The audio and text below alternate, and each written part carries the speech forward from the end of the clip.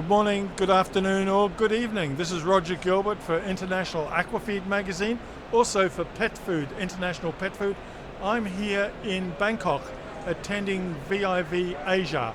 It's been a fabulous first day here at the show, and I'm pleased to say I'm on the stand here, our stand, with Dana Nelson, and he is the aquaculture specialist at Extru-tech, or the development manager, individual at Extru-tech. But I want to ask a couple of questions, because yesterday we had a conference that focused on aquaculture extrusion. And Dana, you made a presentation yesterday. I did. Yeah. I mean, my presentation was pretty much focused on shrimp feed. Yeah. And I talked about how most of the planet's shrimp feeds is still steam pelleted.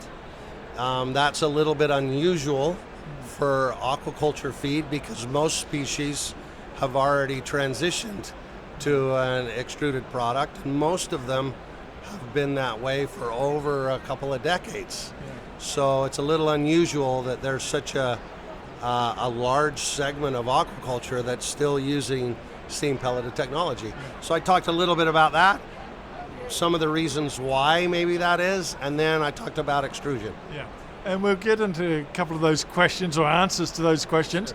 But first of all, why do you think, what is happening in this single screw extrusion field that we should be aware of? Well, I think just generally speaking, what people may not realize is that single screw extruders over the last 10 years have become quite a bit more sophisticated. There's add-ons and features and actual physical hardware that permit single screws to do things that they didn't used to be able to do. And so in a crazy way, single screw extruders are now much closer in capability to twin screws, and that didn't used to be the case. And coming back to your original point that pelleting is still a dominant supplier of feed to shrimp, do you think this newer development in single screw will make a difference to that? I do, or at least I know it does. It has already in Peru and Ecuador, and to some extent in Mexico. So in Latin America, there's already some of the larger producers that are transitioning away from steam pelleting, and they're making massive capitalizations in extrusion technology for shrimp. So it's already occurring.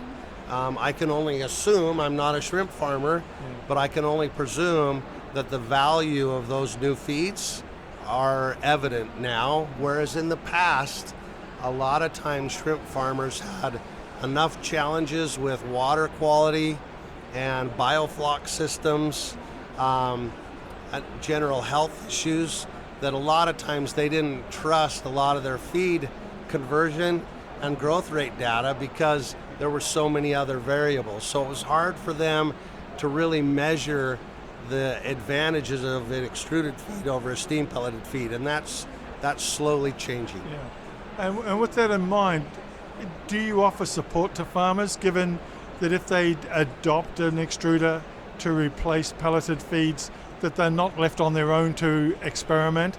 Do you provide backup and support in that regard? I wish I could say we did. We really don't. I don't actually feel like I'm qualified to do that. And moreover, what we really try to do is support our customers, who are the feed manufacturers, and then we try to listen very closely to what the market's demanding in the physical characteristics of the feed, and having the capability to deliver that with our equipment with the formulations that they're using. And what would be one or two of the single developments or the particular developments that extrusion has gone through the process? For example, in grinding or in cooling and drying. Are there significant areas that single screw have benefited from?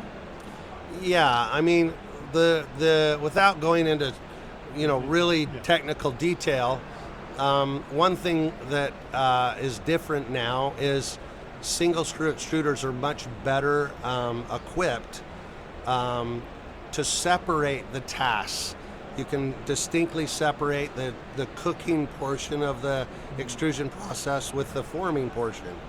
And that's relatively new. We have a piece of hardware that's making that much easier to do online, and it's made a difference with some of our customers. Yeah. And just finally, how did you find yesterday's conference? And this is the Aquafeed Extrusion Conference number 7. I thought it was great. Yeah. It was well attended. Even though there were several competitors there, I thought they did a great job. I thought it was more educational than it was some kind of a commercial program. And then they had other vendors, the Soybean Association. We had size reduction people there. So I thought the conference was quite good. And as this is the first day of the conference and of the exhibition, you've been walking the halls. What sort of response are you finding out there to feed in general, and if anything specific about extrusion technology? Well, my general observations about the show are first off that it's much larger and better attended than I expected it to be. And the rumor I've heard from some of our customers that are in attendance is that because COVID travel restrictions are finally lifting a little bit in this part of the world, so people are more anxious to come and travel. Yeah. So there's a lot of people from the region traveling to Thailand, and it's been very well attended. And we've had several customers that are here. That makes it a great show for us because it gives us the opportunity to meet with our customers in one location. Yeah. That's good. And this is a fabulous growing marketplace for aquaculture, of course.